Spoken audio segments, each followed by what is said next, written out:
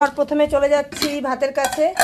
ভাত হয়ে গেছে গরম গরম, এইমাত্র ভাত নাবিয়েছি, দেখিয়ে দিলাম ভাত।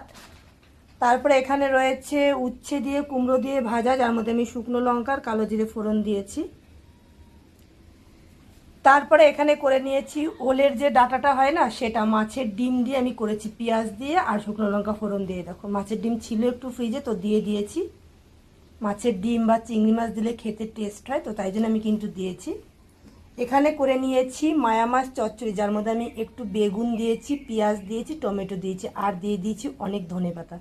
যেহেতু অনেক ধনেপাতা এনেছে, মন খুলে খুলে ধনেপাতা দিয়েছি।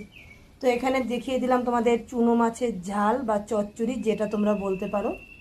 তারপরে এখানে রয়েছে রুই মাছের ঝোল, যার মধ্যে আমি কচুর মুখি বেগুন দিয়েছি। এর মধ্যেও কিন্তু আমি ধনেপাতায় একেবারে কিপটেমো করিনি।